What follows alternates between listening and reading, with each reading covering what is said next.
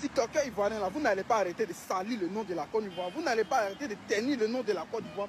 Chaque fois, c'est vous qui faites des vidéos pour insulter d'autres peuples. À chaque fois, c'est vous qui faites des comparaisons bidons et bêtes. Vous quittez sur les Camerounais, vous partez sur les Burkinabés, vous quittez sur les Burkinabés, vous partez sur les Maliens. Après, vous revenez sur les Camerounais. Après, vous quittez sur les Camerounais, encore vous partez sur les Burkinabés. Mais vous avez quel problème? La famille, je me demandais réellement si ce gars était un Ivoirien. Parce que moi-même, en tant que Camerounais, je suis étonné d'entendre ce qui sort de sa bouche. Je suis étonné d'écouter ce qu'il dit là. Parce que moi, personnellement, j'ai eu mon temps d'étudier les Ivoiriens. J'ai eu mon temps d'apprendre à les connaître. Et tout ce qu'il dit là, c'est pas ça. Ce qu'il dit là, c'est pas vrai, les amis. C'est tellement difficile de voir un Ivoirien qui passe sur les réseaux sociaux pour s'attaquer à un autre peuple ou encore pour clasher un autre peuple. Dans la plupart du temps, vous allez voir que si un Ivoirien répond à quelqu'un d'autre, c'est parce que c'est cette personne-là qui l'a attaqué. Et il se défend juste parce que les Ivoiriens connaissent se défendre. Eux, ils n'aiment pas qu'on marche sur eux, ils n'aiment pas qu'on se foute d'eux. Donc, raison pour laquelle, si vous voyez un Ivoirien sur les réseaux sociaux qui allume sa caméra et se permet peut-être d'insulter ou encore de répondre à quelqu'un, c'est parce que c'est cette personne-là qui a commencé. Et aussi, à travers ses propos, ce qui m'a profondément choqué, c'est le fait qu'il globalise lorsqu'il parle des Ivoiriens. Et pourtant, nous savons très bien que tous les Ivoiriens ne sont pas pareils. C'est vrai, il y a ceux aussi qui dérangent, mais dans la plupart des cas, la majorité ont un bon comportement. Donc du coup, quand tu fais une vidéo où tu globalises en disant que tous les TikTokers ivoiriens sont toujours en train de chercher des problèmes, sont toujours en train de s'attaquer aux autres, sont toujours en train d'insulter les autres là. Moi, je pense que ce n'est pas le cas. Et le clash Cameroun-Côte d'Ivoire, ce n'est pas quelque chose de maintenant. C'est une façon pour nous de créer des liens ou encore des attachements. Parce que si on part en profondeur, vous allez vous rendre compte que les Ivoiriens et les Camerounais s'aiment énormément. Je dis bien, les Ivoiriens et les Camerounais s'aiment énormément. Vous allez voir que beaucoup d'autres peuples sont même jaloux de cet attachement-là. Vous allez voir les Maliens, les Sénégalais, les Burkinabés. Tout le temps, ils font des vidéos contre la Côte d'Ivoire parce qu'ils veulent attirer l'attention des Ivoiriens vers eux. Mais on ne les gère pas. On ne les gère pas parce qu'ils sont jaloux de l'attachement Côte d'Ivoire-Cameroun. Et sachez aussi que cet attachement, ce n'est pas une mauvaise chose. Vous avez vu, lors de la CAN par exemple, il y a eu du mouvement, il y a eu l'ambiance, il y a eu la joie. Pourquoi? Parce que les Camerounais et les Ivoiriens étaient main dans la main. Même si on se clashait, même si on se titillait, mais c'était l'amour. Et je vous assure, ça a été l'une des plus belles CAN jamais réalisées en Afrique. Ici, on parle de la CAN la plus médiatisée d'Afrique. Je dis bien la CAN la plus médiatisée. Malgré toutes les CAN qu'on a eues en Afrique, là, la Côte d'Ivoire a battu le record. La Côte d'Ivoire a battu le record. Et c'est a priori grâce aussi au Cameroun parce que les clashs qu'on a fait là, ça a attiré l'attention, ça a créé le buzz, ça a attiré la visibilité. Et c'est comme ça que la Côte d'Ivoire a beaucoup profité dans ça parce que la Côte d'Ivoire s'est vendue très cher. Il y a beaucoup d'étrangers qui sont partis en Côte d'Ivoire. Et sachez également que ce clash-là même a créé les liens avec les Marocains. Nous, on savait avant que les Marocains sont des gens qui sont toujours entre eux, ils n'aiment pas les autres. Mais lors de la CAN, on était ravis de voir que les Marocains commencent déjà à s'intéresser à la Côte d'Ivoire. Ils commencent déjà à aimer la Côte d'Ivoire. La famille, c'était quelque chose de bien. C'était quelque chose de formidable. Vous voyez que l'attachement Côte d'Ivoire-Cameroun a créé beaucoup de choses. Ça a créé un mouvement gigantesque et ça a permis aux autres d'apprendre à connaître la Côte d'Ivoire et à s'intéresser aussi à eux. Parce qu'aujourd'hui, il y a même les Algériens qui font des vidéos qui témoignent l'hospitalité légendaire de la Côte d'Ivoire. Vous allez voir les Marocains qui sont tellement contents de connaître ou encore d'aimer la Côte d'Ivoire. Ils sont nombreux qui disent qu'ils mangent à Tchéké, Gaba, tout ce qui est bon là-bas. Ils sont tellement nombreux. Donc ça n'a pas été une mauvaise chose. Et aussi, ne te base pas des polémiques ou encore du buzz ou de l'attachement Côte d'Ivoire-Cameroun pour dire que les Ivoiriens n'aiment pas les autres ou encore s'attaquent aux autres. Ne confonds pas les choses.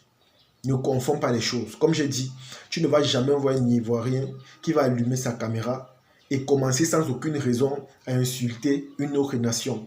Moi, personnellement, je n'ai jamais vu ça. Je n'ai jamais vu. Mais si vous voyez un Camerounais ou encore un Burkinabé faire cela, c'est parce qu'il va attirer l'attention.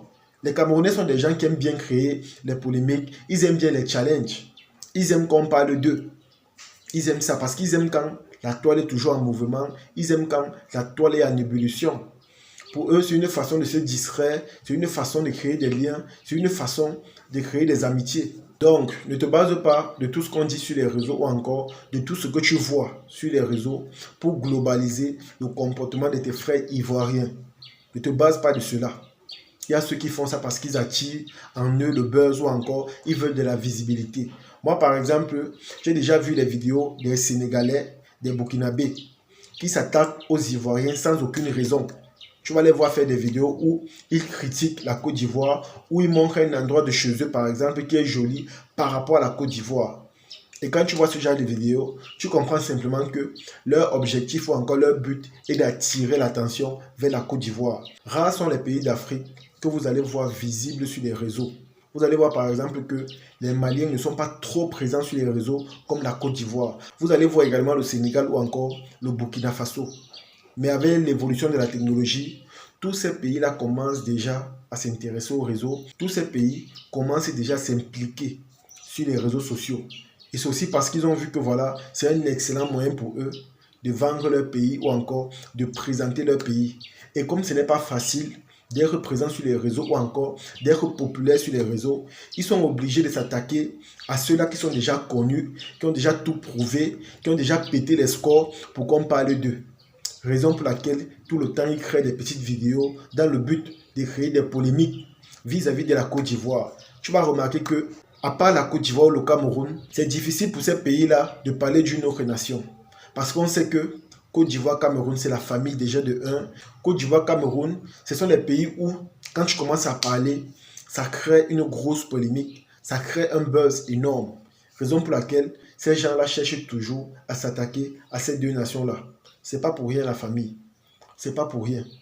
Mais ce qu'ils ne savent pas, c'est que le lien Côte d'Ivoire-Cameroun est un lien vraiment puissant.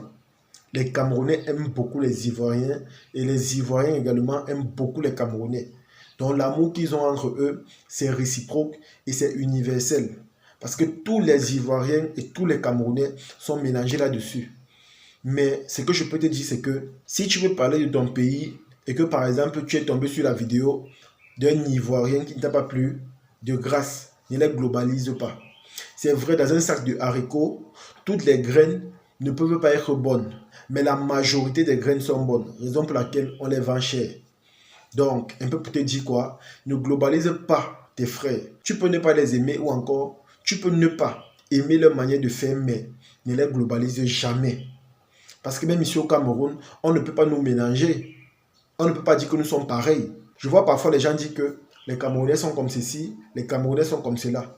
Mais ce que vous ignorez, c'est que chaque Camerounais a sa personnalité, chaque Camerounais a son comportement, chaque Camerounais a sa manière de faire.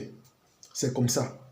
Moi, par exemple, vous m'aimez parce que voilà, je suis quelqu'un de vrai, je fais la promotion de votre pays, je présente les belles choses. Mais est-ce que tous les Camerounais sont comme moi? Non.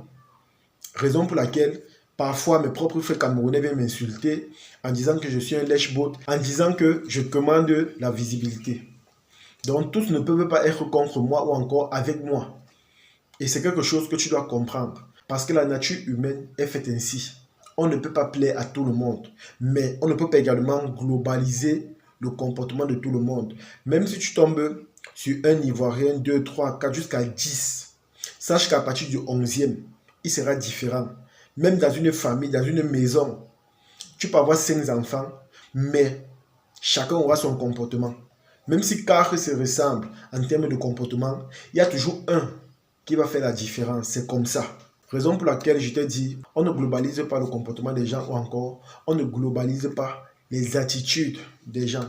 Parce que chacun est unique, chacun a sa perception, chacun a son savoir, chacun a ses principes et chacun a sa vision. Sur les réseaux, chacun sait pourquoi il fait les vidéos, chacun sait pourquoi il s'attaque à l'autre, chacun sait pourquoi il crée le buzz, chacun sait pourquoi il fait telle chose. C'est comme ça. Il y a toujours un objectif derrière. Sur les réseaux, on ne fait pas rien pour rien.